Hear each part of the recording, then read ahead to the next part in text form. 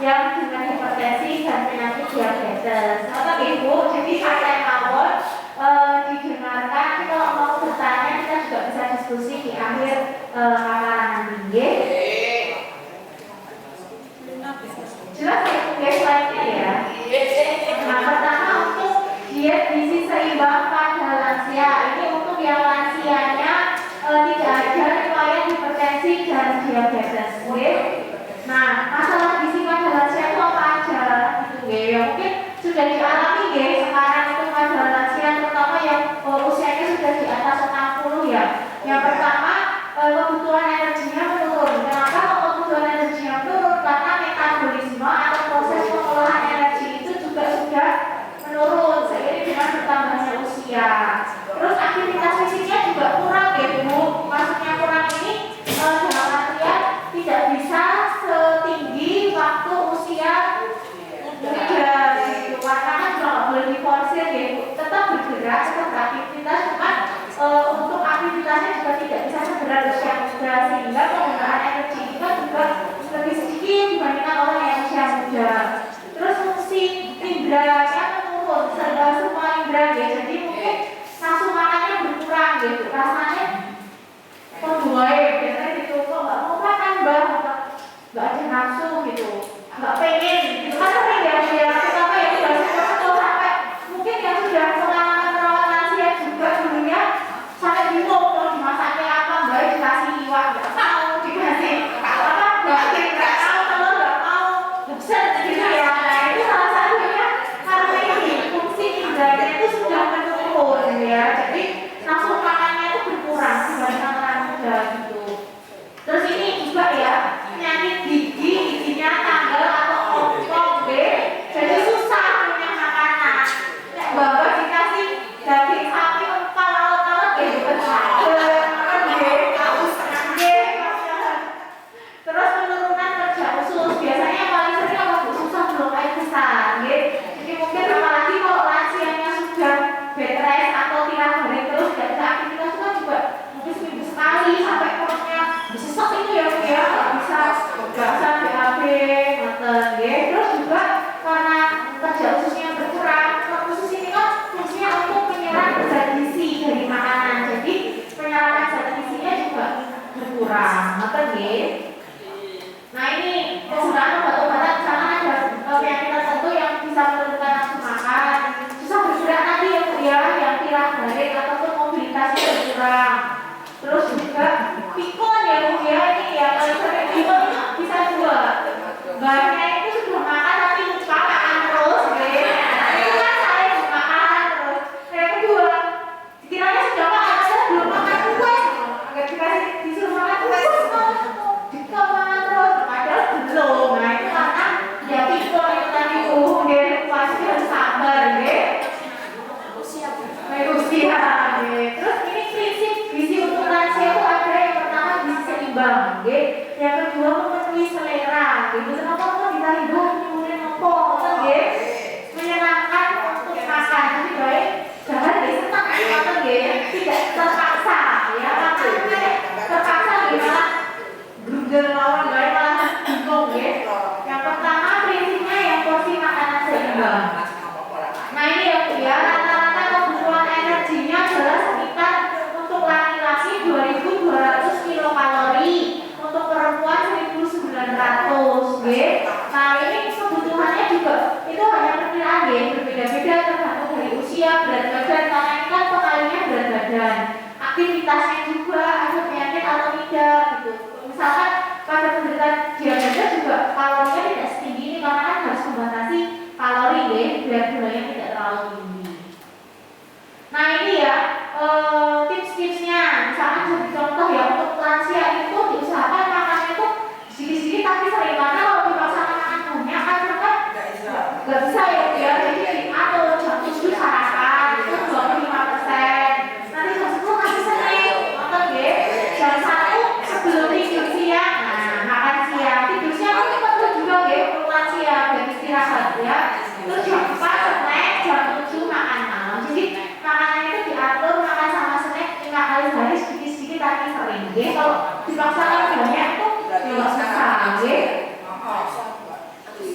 Nah, ini karbohidrat ya Bu, karbohidratnya harus 3 kali sehari ya. Jadi tadi kan yang 2 kali snack, yang 3 kali itu makan, harus ada karbohidratnya. Apa karbohidratnya? Nasi, kentang, roti, umbi-umbian, itu karbohidrat. Kurangi gula ya Bu ya. Jadi kita harus ingat prinsipnya, kan ini semua sumber karbohidrat. Jadi kalau makan nasi, sayurnya jangan kentang, karena ini dua-duanya karbohidrat. Oke.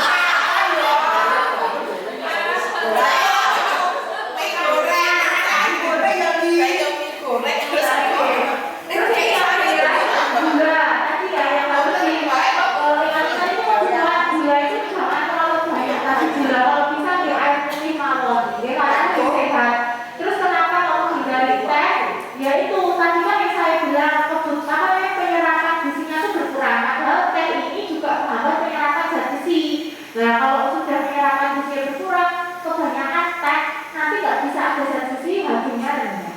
Gitu guys, jadi nanti kan jadi anemia, baik, terpencet ya, itu sudah makan teh, terus nggak ada asupan proteinnya, mungkin ya, karena kan gizinya juga susah, kasih daging nggak mau, nah itu resikonya nanti jadi anemia. Jadi kalau bisa ya usahakan air putih mau itu lebih bagus ya daripada kan biasanya ditambah susu itu pagi daripada teh daripada susu itu kan sudah ada gulanya gitu ya. Susu yang bagus nanti ya yang banyak mengandung kalsium gitu. Kalsium kan banyak mereknya, nanti aku boleh merek juga.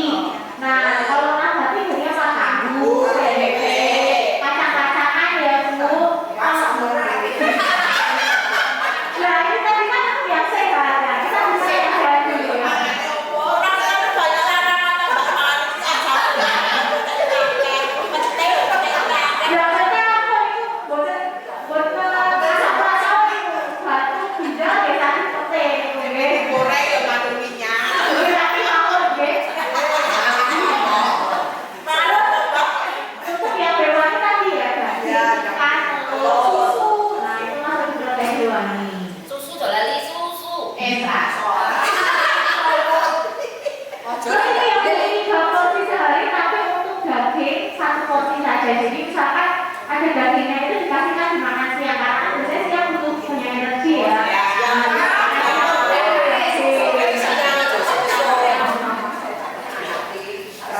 Ini sayur berbuah ya Bu. Jadi sehari itu sayurnya 3 porsi, makan pagi, siang, malam itu harus